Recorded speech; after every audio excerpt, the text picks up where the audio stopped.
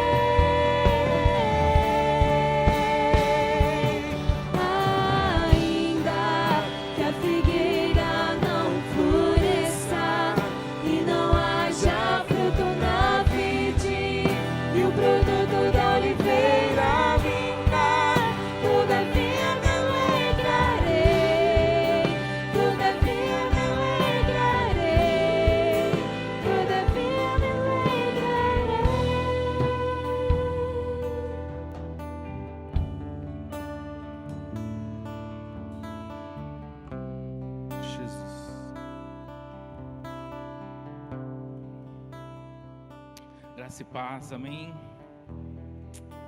Em Abacuque 3, 17 e 19, é o texto dessa canção. Ainda que a figueira não floresça, nem haja fruto na vide, ainda que o produto da oliveira fale, e os campos não produzam mantimento, ainda que as ovelhas sejam exterminadas, e nos currais não haja gado, todavia eu me alegrarei no Senhor. Exultarei no Deus da minha salvação. O Senhor é a minha força. Torna os meus pés como os das corças e me faz andar sobre os lugares altos. Em nome de Jesus, amém? Feche os seus olhos, vamos mais uma oração. Senhor, obrigado, Pai, por estar aqui nessa noite, Pai, ter a liberdade de te adorar, de te louvar, de te exaltar, e a todos que estão em casa também, ou nos hospitais, no trabalho, nós queremos agradecer, Pai, por poder estarmos aqui vivos, Pai, respirando o Teu fôlego de vida e o Teu Espírito Santo também em nós, Pai, e que o Senhor venha estar, Pai, nos dando discernimento, a mim primeiramente, de poder estar passando o que o Senhor tem para falar essa noite, e que nossas mentes e nossos corações estejam abertos para a honra e glória do nome de Jesus, amém. Em nome de Jesus. Todavia eu me alegrarei. Essa palavra, né? Todavia. Essa palavra no português fala que ela é uma conjunção adversativa, né? O que é isso? Ela fala que é algo que não é para ser aquilo que você está afirmando. Se todas as circunstâncias que foi dita aqui nessa música são circunstâncias de tristeza, de luto, né, de sofrimento, todavia eu me alegro, né?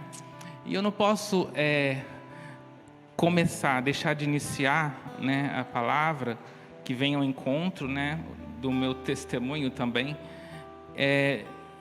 a não ser agradecendo a igreja, agradecendo a nossa igreja Fonte da Vida, né? Você que está aí, que oraram, né? Igrejas de outras denominações, cidades, amigos, até pessoas de outras religiões, né? Que mensagem de uma tribulação que nós passamos aí do dia 18 de março até algumas semanas atrás. Nós estamos passando por uma pandemia, né? E o coronavírus adentrou a nossa família sem bater na porta, sem pedir licença, né? Fomos pegos de surpresa e foi uma angústia muito grande em família, uma luta pela sobrevivência, luta emocional, física, espiritual, emocional, e a gente não pode deixar de agradecer também aos profissionais da saúde, né? Não somente espiritual, nós somos contemplados e privilegiados aqui na nossa cidade. Mas uma coisa eu tenho a dizer, que nós somos pegos de surpresa, mas Deus está no controle de tudo, né? No controle de tudo e de todos. Em meio a toda essa angústia, em meio a o medo que adentra o nosso coração, é um desafio para nós essa palavra. Todavia a gente se alegrar, todavia a gente não se angustiar, né? E é sabido que o meu sogro, né, veio a óbito, e foi uma dor muito grande, né, uma surpresa muito grande. A gente não estava preparado para o luto, né? E eu tenho certeza, eu creio que ele está na glória, está com Jesus, testemunhou o Evangelho em nossas vidas, uma pessoa de coração muito bom, né? E eu vivi com o meu sogro, praticamente o que eu vivi com a minha mãe também em luto, as surpresas que nós tivemos de relato de pessoas, por mais que não tínhamos assim contato, né, mas pelas redes sociais, de coisas boas que ele fez no trajeto da vida dele, que a gente não sabia, para as pessoas gratas, né? Isso foi consolando, né? As orações, o apoio, e eu quero aqui testemunhar, né? E agradecer primeiramente e dizer que a morte, né, faz parte, e a gente acredita que cada um tem o seu tempo, tem o seu momento, porque Deus está no controle. E o coronavírus ou qualquer laudo de um certidão de óbito mata o corpo, mas não mata a alma e o espírito, não é verdade? E a gente sabe que a morte física não é o fim, não é o fim nem de para quem vai, e também não é o fim para quem fica, que nós estamos aqui na terra, né? E nessa convicção, a gente sabe também que a nossa guerra foi uma guerra pública, né? Que nós pedimos orações, nós fomos atrás, WhatsApp, Facebook, enfim, amigos, família. E tudo que eu vou falar aqui tem a ver com o meu testemunho, mas tem a ver com circunstâncias que eu já passei, que você passa, e eu quero que possa contribuir com a situação que você esteja passando. Porque nós passamos por guerras públicas, que as pessoas sabem, mas nós podemos passar também, e passamos por situações anônimas, e guerras anônimas, batalhas anônimas, que muitas vezes somente as pessoas que convivem naquela família, nas quatro paredes daquela família, sabem.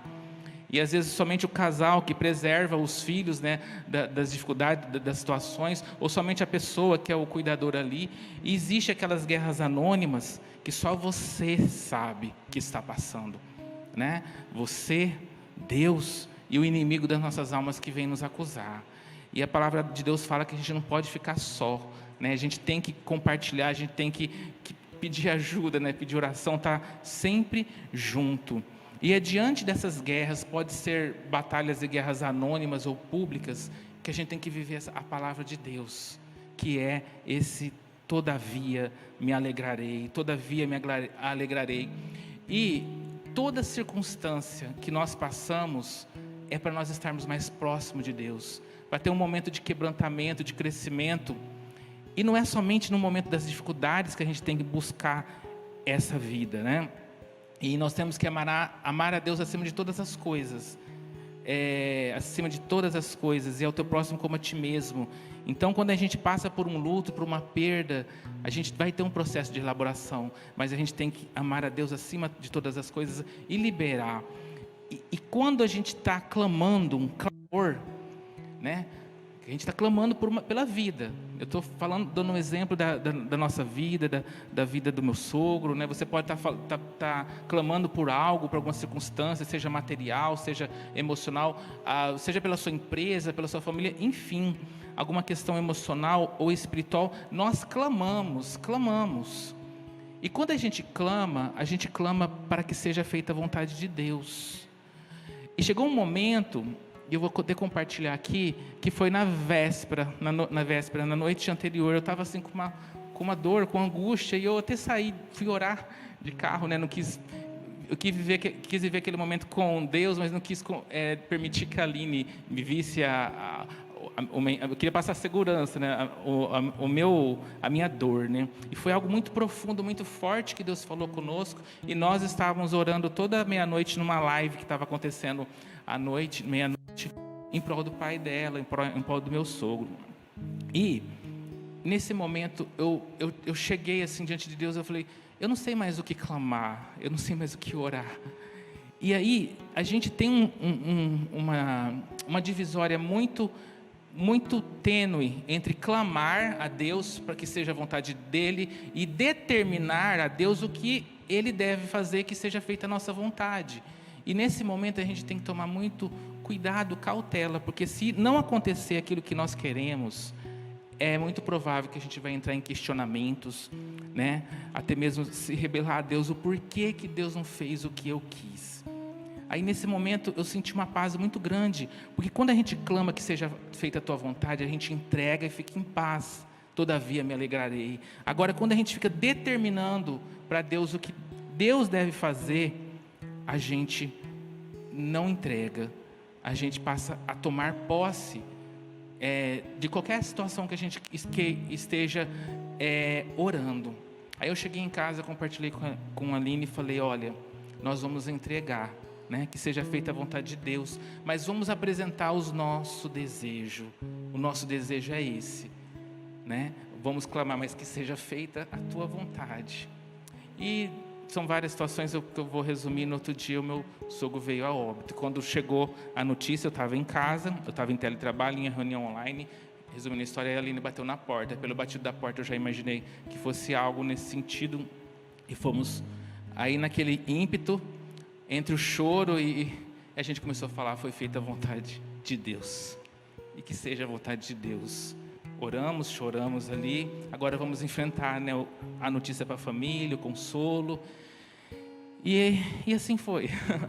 E eu vejo que foi uma experiência que eu quero compartilhar com vocês. Entre o clamar a Deus que seja a vontade dEle e a gente entregar em paz.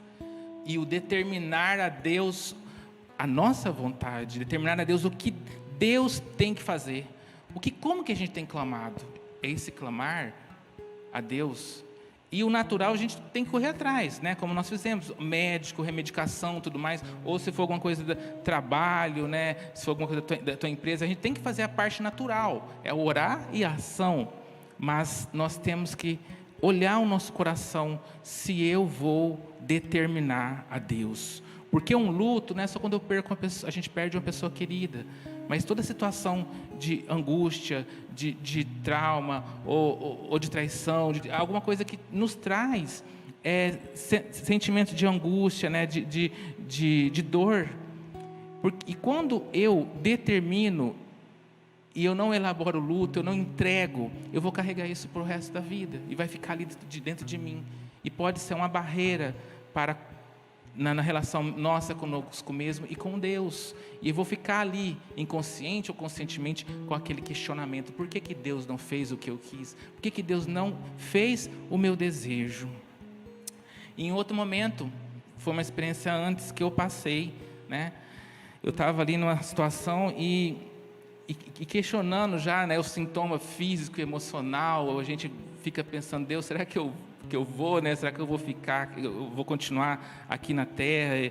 E aí eu recebi uma mensagem muito especial de uma outra pessoa muito querida, e falou, no texto falava para a gente, ele falou para eu descansar no cuidado do Pai. E algo que eu achei muito, muito especial, que quando a gente tem que descansar no cuidado do Pai, a gente tem que ouvir somente a voz de Deus, a voz do bom pastor. E quando a gente está em situações de fragilidade, seja física, emocional, financeira, familiar, o que quer que seja, a gente começa a ouvir vozes, às vezes vozes que acessam outras histórias dentro da gente, ou as vozes que vêm do inimigo, querendo fazer com que a gente acredite. E eu estava sentindo isso, que a gente está passando por tal situação, ou você está passando por tal situação, porque você fez alguma coisa errada. E a gente está colhendo algo, como se Deus fosse, a gente culpabilizar a Deus. E muitas vezes o inimigo quer jogar essa situação para ferir a paternidade de Deus conosco. Porque o mal nunca vem de Deus. O mal vem do inimigo, porque é claro, matar, roubar e destruir.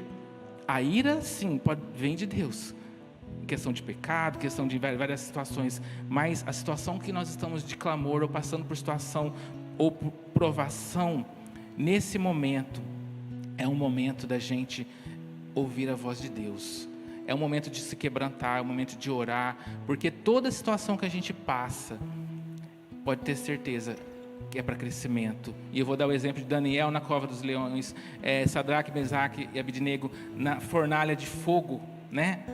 Eles saíram ali diferentes, estavam diante da morte, foram decretos injustos que lançaram sobre a vida deles. O preço já foi pago, foi pela graça. Por mais que a gente esteja passando por situações que são colheitas de coisas erradas, enfim, ou se eu estou passando por injustiça, estando certo ou errado, a graça de Deus está alcançando a nós. E o mal não vem de Deus. Agora o inimigo veio para matar, roubar e destruir. E mesmo quando ele vem para matar, roubar e destruir a nós, Deus pode fazer com que todas as coisas cooperem para aqueles que amam a Ele, mas para isso a gente precisa ter uma escolha, e essa escolha que nós estamos falando hoje, que vai nos levar todavia a se alegrar diante de Deus. Um versículo em Hebreus 8:12 fala: usarei de misericórdia para com as suas iniquidades, e de seus pecados jamais me lembrarei. Então, o mal vem do inimigo. Vamos ouvir a voz de Deus, vamos ouvir a voz do bom pastor, de tudo que nós estamos passando. Todo luto, né, toda perda, toda dor, toda angústia é um convite para crescimento, é um convite para quebrantamento, porque assim como Daniel, Sadraque, Mesaque e Abednego, eles cresceram, foram muito mais e além. Mas se eles tivessem ficado ali dentro da cova dos leões, ou dentro da fornalha de fogo, questionando, já era para ter saído daqui. É possível que as chamas teriam vindo até ele, é possível que aqueles leões, né? E nós estamos falando fisicamente, mas agora aqui, emocionalmente, espiritualmente, nós podemos estar lutando contra leões, nós estamos lutando contra chamas, e na nossa força a gente não vai conseguir. Então a gente precisa entregar, o clamor da entrega, que seja feita a tua vontade. E aí a gente usa sempre aquela expressão, né? Deu uma reviravolta na minha vida, na minha casa, né? Perdeu o controle. Quando perde o controle, o primeiro sentimento, a emoção que vem é a ansiedade. A gente fica ansioso. Mas esse perder o controle muitas vezes é saudável, sabe? Porque é o momento que a gente tem que entregar o controle para Deus. Quando a gente vai assim limpar, né, a casa, fazer faxina na casa, eu também faço faxina na casa. A gente não revira tudo, né? Tira. É isso que está acontecendo. E a gente fica aquela bagunça, tem que colocar tudo de volta. É isso que Deus está fazendo conosco. Não é só a situação em si, mas está trabalhando dentro do nosso coração, está trabalhando dentro da nossa vida, e Ele está no controle. No mundo tereis aflições, mas saiba que eu venci o mundo. Então todas as aflições nós estamos sujeitos a passar. O próprio Cristo nos falou na palavra, né? Nós somos, sempre falamos isso, cidadãos dos céus e cidadãos da terra, né? Cidadãos do céu, cidadã também dos céus e cidadã da terra. E na nossa caminhada, a gente, muitas vezes, eu vou até perguntar: o que é cidadão dos céus? O que é cidadão da terra? Logo mais a gente vai ler um texto que fala muito sobre isso. Cidadão da terra é o natural, né? Os nossos compromissos aqui no dia a dia, é o natural aqui da nossa vida, trabalho, família, como a própria palavra fala, tudo que a terra nos exige. E cidadão dos céus é o espiritual, é a busca. Se a gente for colocar na balança uma porcentagem do que eu invisto mais de tempo, de sentimento, de busca dos compromissos aqui da terra, enquanto cidadão da terra, ou cidadã da terra, e o quanto que eu invisto mais enquanto cidadão dos céus na minha vida. E geralmente quando a gente passa por circunstâncias como esses exemplos que eu tomei, a gente sai daquele controle de cidadãos da terra e a gente passa a focar mais nos cidadãos dos céus, porque a gente perdeu o controle, a gente passa a buscar. A gente, cada um de vocês aqui, para começar de mim, tem um CPF, sim ou não? Tem um CPF e tem um RG. E isso que te habilita a ser um cidadão, né? Poder financeiramente, ter uma identidade. Agora, nosso cidadão do céu é o selo de Cristo Jesus, é a marca de Cristo Jesus que está na nossa vida. Inclusive, até mesmo naturalmente, né? Qualquer organização, até mesmo a igreja de Cristo, naturalmente, enquanto cidadãos do céu, precisa ter um CNPJ, né, pastor? Aí a gente vê as igrejas, cada igreja tem um CNPJ, mas enquanto cidadãos dos céus, nós não temos CPF e nós não temos CNPJs, nós somos um só corpo. E enquanto cidadãos do céu, a primeira visão que a gente tem é uma visão de unidade. E às vezes a gente tem esquecido dessa cidadania de céus, porque toda pessoa que busca a cidadania dos céus, a primeira coisa que ela quer é trazer esses céus aqui à terra, não somente para o meu desenvolvimento individual, espiritual da minha família, mas para todos aqueles que estão ao meu redor. Em Colossenses 3, versículo 1, está escrito: portanto, se fostes ressuscitados com Cristo, buscai as coisas que são de cima, onde Cristo está sentado à destra de Deus. 2. Pensai nas coisas que são de cima, e não nas que são da terra, pois morrestes, e a vossa vida está oculta com Cristo em Deus. Quando Cristo, que é a nossa vida, se manifestar, então também vós vos manifestareis com Ele em glória. Fazei, pois, morrer a vossa natureza terrena. Aí vai falando a prostituição, a impureza, depois outros versículos, depois vocês leem em casa, desobediência, ira, cólera. Por isso, toda circunstância da nossa vida não somente é para tudo que nós já falamos, né, para a gente ter o controle a Deus, buscar intimidade, mas é para trabalhar dentro de nós. É para tirar a concupiscência da carne, é para tirar tudo aquilo que compromete a imagem e semelhança de Deus e implantar o reino de Deus, porque o reino dos céus é dentro da nossa alma, é dentro do nosso coração, né? E esse versículo 1, olha só que interessante, 3 partes dele. Portanto, se fosse ressuscitados com Cristo, a pessoa que foi ressuscitada em Cristo, a primeira coisa, ela morreu. Morreu o seu ego, morreu para si, e isso é um desafio para todos nós, para começar de mim, porque quando a gente passa por situações de luto, de morte, de coisas inesperadas, né, de injustiça, de traições, de tirada de tapete, porque todos nós convivemos aqui em ambiente de família, de trabalho, nós vivemos cidadãos da terra, e todas as situações que passam conosco no natural, principalmente o que nós estamos passando na pandemia, é para em quebrantamento nós morrermos diante de Deus, colocar os nossos questionamentos, lembrando, que eu sempre falo isso, a palavra Satanás, um dos principais significados é o queixoso. Se há queixa dentro da gente, é porque há veneno do inimigo dentro da gente. Então, essas queixas eu posso até vomitar diante de Deus, mas para que eu venha receber as brasas vivas tiradas do altar para tocar na nossa vida. Por isso, a gente tem que se quebrantar, a gente tem que chorar diante de Deus e colocar toda a nossa dor, todo o nosso questionamento, todo o nosso luto diante dele. Então, se foste ressuscitados, é porque nós morremos. Esse é o verdadeiro evangelho, não é o evangelho raso, né, que todos nós temos que buscar. Buscai as coisas que são da onde? De cima, onde Cristo está sentado à destra de Deus. Se Cristo está sentado à destra de Deus, é a intimidade. Eu não quero todos nós se aproximar de Deus apenas para pedir algo para Deus, mas nós precisamos chegar a Deus, o que tu queres de mim? Porque buscar primeiro o reino de Deus, as outras coisas que são nossas necessidades serão acrescentadas.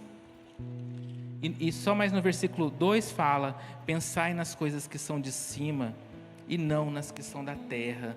Então toda a vida me alegrarei. Por quê? Quando a gente entende as coisas de cima, depois vocês leem esse capítulo 3 de Colossenses, quando a gente entende esse real chamado, desse equilíbrio entre ser cidadão da terra e cidadão dos céus.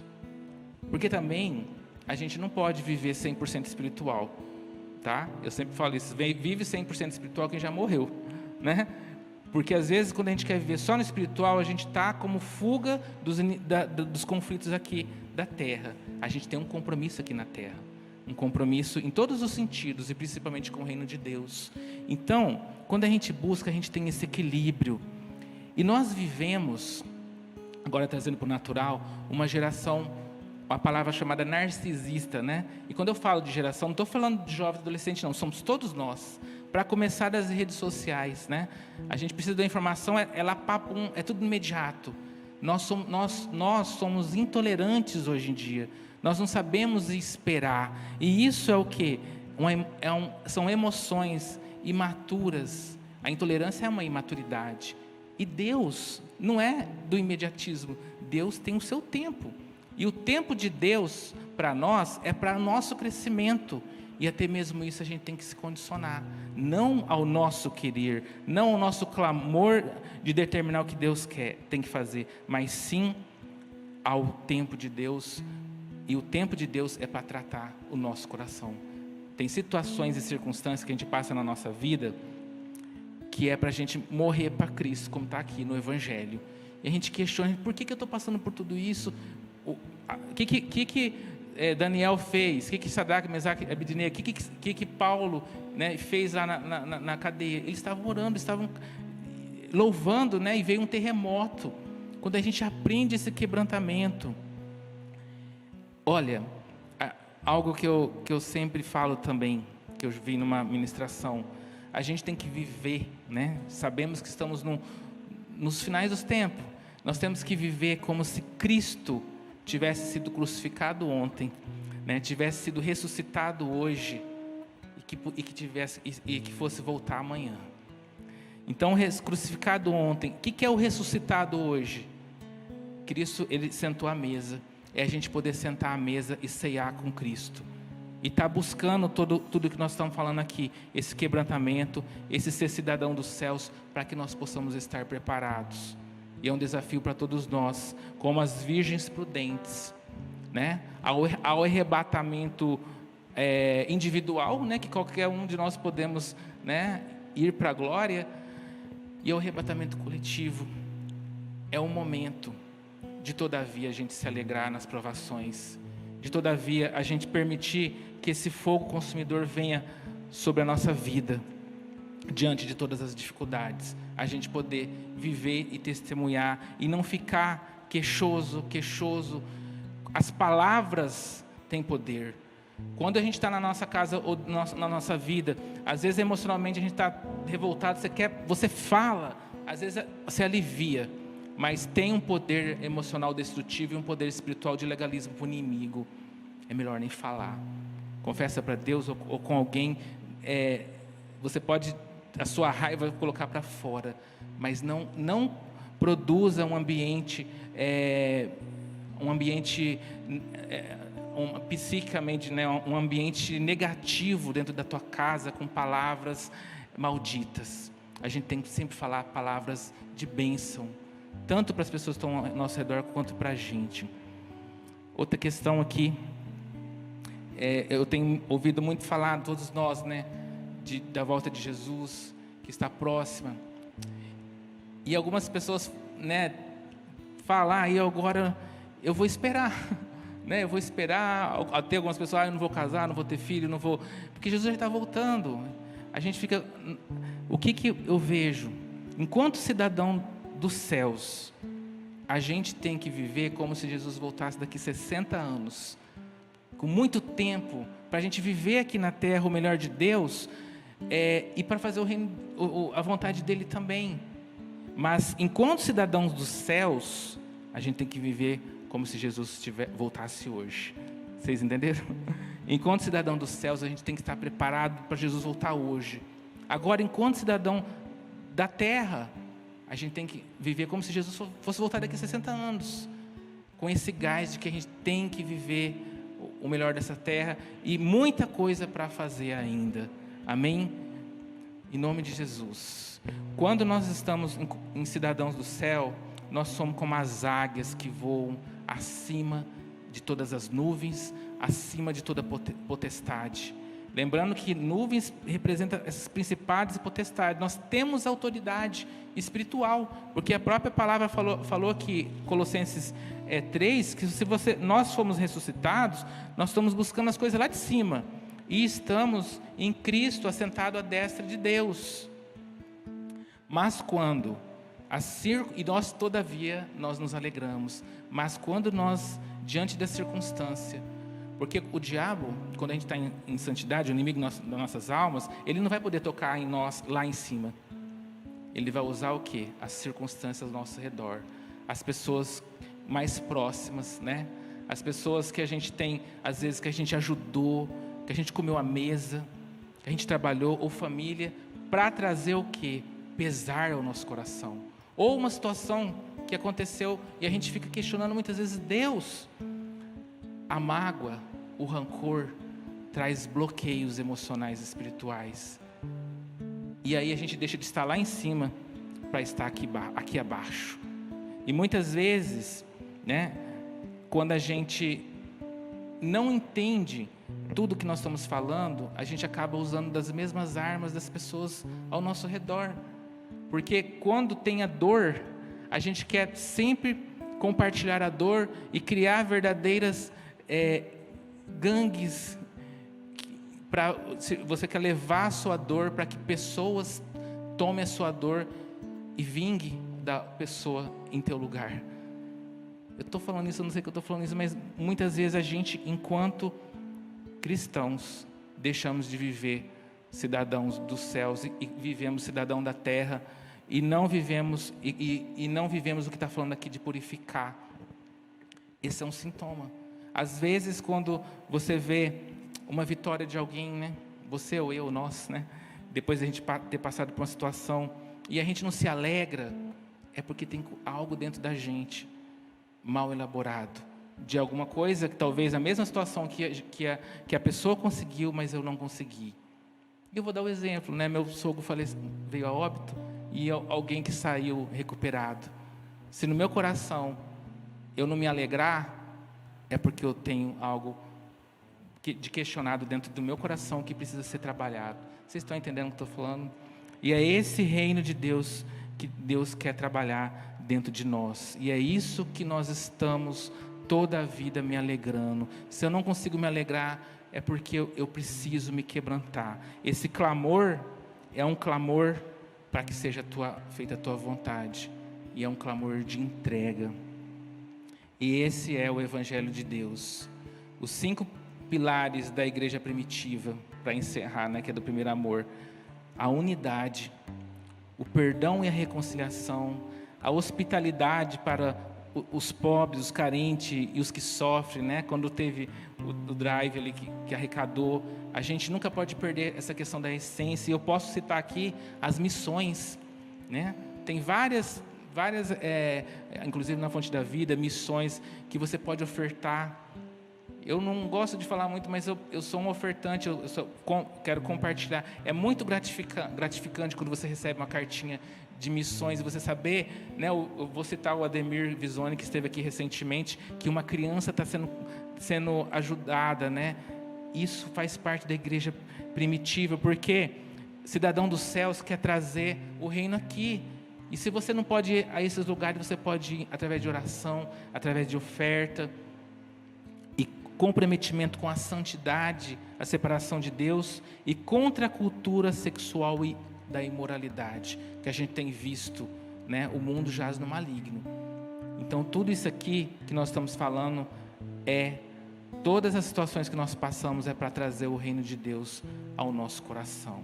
Por isso não podemos permitir, não podemos ouvir a voz do inimigo que quer falar que você está passando por isso, ou todos nós, porque você fez alguma coisa errada e Deus está te punindo. Isso vem ferir a paternidade de Deus em nossas vidas e nos afastar do nosso Deus e Pai. Nós temos que passar pela caverna, pela cova dos leões, passar pelas fornalhas de fogo e se quebrantar diante de Deus e permitir que seja um processo de crescimento, que é um processo contínuo, né? Mas isso vai se concretizar, mas a gente não pode sair da presença de Deus. E eu vou te perguntar algo: quanto tempo faz que você não chora na presença de Deus? Às vezes a gente fica carregando, igual o pastor falou, está entulhado com coisas, com histórias. E porque o perdão, porque tudo isso aqui é perdão também, né? O perdão e reconciliação tem um preço de liberar. Perdão é perdas, é você liberar a pessoa que muitas vezes você tem razão. E Jesus, Ele nos perdoou. Então a gente tem que perdoar também para o nosso crescimento. Em nome de Jesus, a equipe de louvor.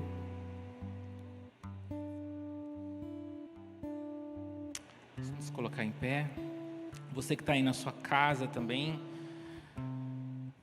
que Deus quer nos falar essa noite, que todas as situações, todas as circunstâncias que você está passando, que eu estou passando, que nós estamos passando, Ele já havia falado que no mundo tereis aflições.